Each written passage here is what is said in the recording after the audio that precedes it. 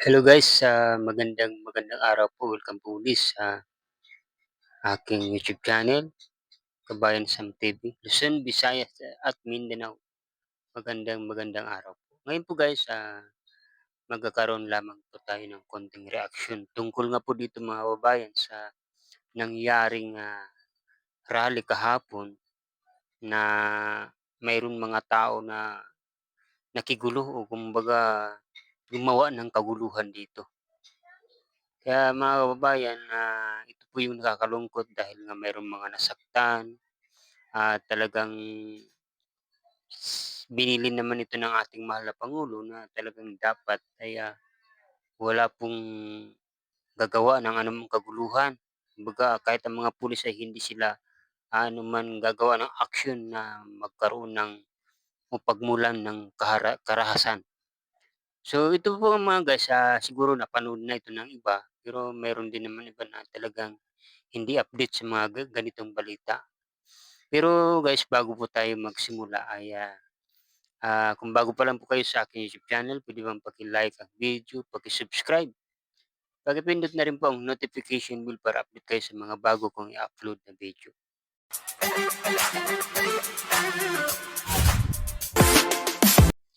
So ayan na guys, panoorin natin. Ito yung nangyaring talagang karahasan dito na tungkol nga po sa ah, mga kabataan na talagang silang gumawa. Sabi nga ng, 'di ba sabi nga po ng, sinabi ni Rizal na ang kabataan ang siyang pag-asa ng bayan. Pero ngayon, parang ang kabataan na ang nagiging sanhi ng kaguluhan dito sa ating bansa.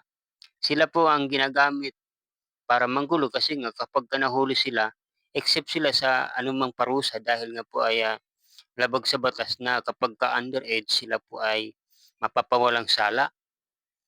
Ito po ang, sinasabi ng batas pero ang nakakalungkot dito ay hindi mangyayari ang sinasabi nila dahil nga sabi ng palasyo ay talagang pananagutin sila ng batas o mananagot sila sa batas sa ginawa nila dahil nga po ay talagang nakaapekto ito at talagang mayroon mga nasaktan dahil ang mga pulis may mga nasugatan, may mga natinik, na natapunan ng mga mababahong mga itinatapon sa kanila. Makikita niyo naman guys sa video, 'di ba? Pero ito guys, panoorin natin bago tayo gumawa ng komento at reaction dito.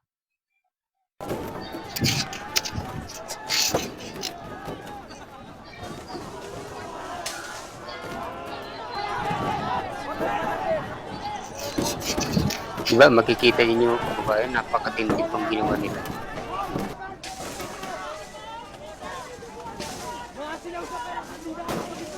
Isipa, talagang hindi gumaganti yung mga pulis, 'di ba? Wala wala silang ano, tet kumakaver lang sila, meron lang silang panangga. Pero ang ginagawa nila, 'di ba, sinisipa,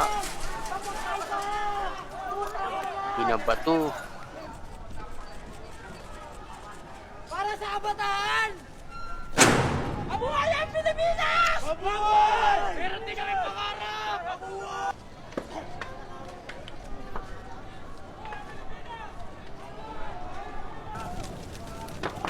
Mag-system shipping!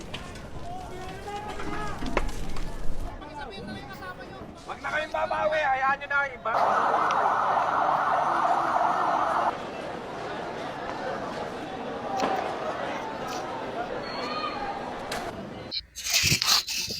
So yun guys, napanood natin yung ginawa ng mga kabataan. Napakatindi po ang kanilang ginawa. Wala silang ano, ang ano dito mga kababayan, parang tinatago nila ang kanilang mga mukha dahil nga po ay may mga takip ito para hindi makilala. Pero sa kasamaang palad, sa ginawa nila na pagsunog ng mga gulong ng isang 10-wheeler truck o truck ba yun? At saka yung motor at paninira ng street light o signal light ba yun tawag dito, ay sa kasamaang palad mayroon pong mga nahuli. Kaya ito po yung nakakalungkot dito at nakakaawa din sila kasi nung hindi pa sila nahuhuli ang tatapang nila, 'di ba? talagang masigasig pero nahuli na sila, naging mga iyakin at puro tanggi na hindi sila kasama doon.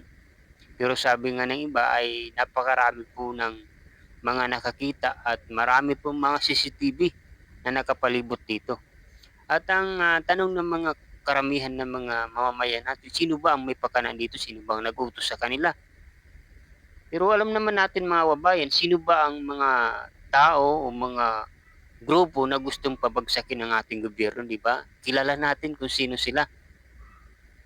At ang sabi pa ni Isko Moreno, mayroon po din siya dito sinabi, nakilala na po niya ayon sa kanyang balita, kino-confirm pa siguro nila kung ito ba ay tama. Kasi sabi nga isang politiko, dating politiko at isang abogado. Kaya siguro kapag ilabas ito ay ah, nakakatakot ito at talagang mayayari na naman sila dito dahil sabi nga ni ah, Isko Moreno, Mayor, ito panoorin natin mga kababayan para malinawan tayo. Norme, yung mga kabataan po na naging violento po kagabi. Nakakulong na. Matukoy na po ba kung sino po possibly kung may nag-orchestrate po sa kanila or sila-sila lang po nagkaya? Merong mga initial report, sketchy pa. May dating politiko, Filipino-Chinese, ang pander. Tapos may isang abogado, pander din. Yung mga bata na yung kagabi. Mayor, ilan yung nahuli natin?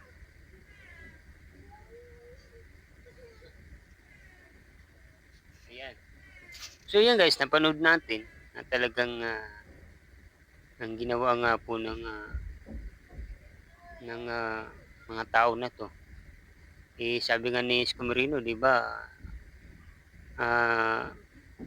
talagang mananakot sila sa batas at wag nang kahit yung mga magulang nila na kung anong pakiusap dahil parang hindi nila tinuruan ang kanilang mga anak. At ang sabi din ng iba, ito po ay galing daw sa isang hip-hop group, yung mga ano ba tawag dito, mga gang na hip-hop gang ang gumawa dito dahil nag-recruit po ito sa social media. Kaya yun guys,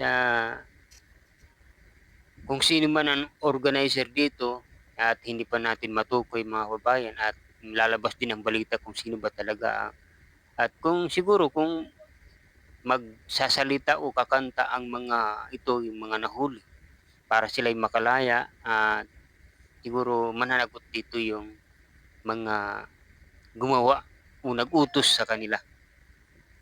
So yun lang guys, hanggang dito lamang mga kababayan. At yan lang po ang reaction natin, komento dito na bakit nila pababain ang ating mahal na Pangulo. Siya nga po nakadiscover, siya nga po ang talagang nagsalita na nakadiscover sa mga katiwalian sa ating gobyerno. Suportado niya ang protesta kahapon noong September 21 na ihayag ang saloobin dahil para ito sa bayan at lalo na yung mga taong talagang gumawa ng mga pagnanakaw na talagang dapat sila po ay managot, dapat sila po ay makulong dito. So yun lang guys, ano man ang komento niyo dito, ano man ang reaction niyo dito, ilagay niyo lang po sa comment section. Maraming salamat po at magkita-kita po muli tayo sa sunod na video. Bye-bye!